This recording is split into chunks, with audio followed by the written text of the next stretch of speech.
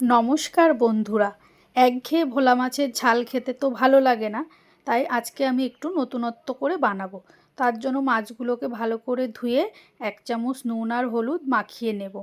তারপর কড়াইতে বেশ কিছুটা সর্ষের তেল গরম করে মাছগুলোকে দিয়ে উল্টে পাল্টে ভেজে নেব। তো দেখো, আমার কিন্তু সব মাছগুলো ভাজা হয়ে গেছে। এইবার ওই মাছ ভাজা তেলের মধ্যে 1 চামচ সাদা জিরে ফোড়ন দেব। ফোড়নটা যেই ভাজা ভাজা হয়ে যাবে, তখন এর মধ্যে দেব আমি টুকরো করে রাখা আলু। আলুগুলোকে আমি একটু লম্বা লম্বা করে কেটে নিয়েছি, আর এখানে নিয়েছি 4টে কুচানো পেঁয়াজ। দিয়ে সব কিছুকে আমি ভালো করে ভাজবো। এবার দেব 1 চামচ নুন আর 1 চামচ হলুদ দিয়ে এগুলোকে আবারও ভাজবো।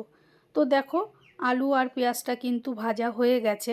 এবার এর মধ্যে দেব আমি টুকরো করে রাখা ক্যাপসিকাম। ক্যাপসিকামগুলোকে দিয়েও একটু হালকা ভেজে নেব।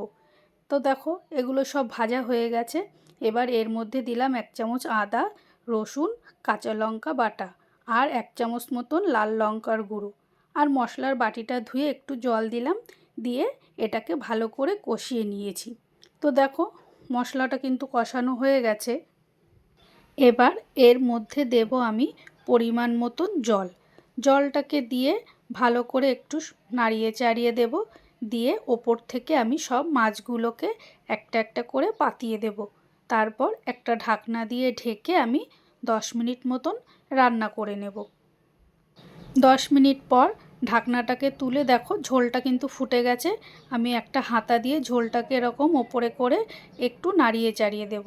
এবার দেব ওপর থেকে বেশ কয়েকটা কাঁচা লঙ্কা, দিয়ে আবারও ঢেকে দিয়ে 5 মিনিট রান্না করব।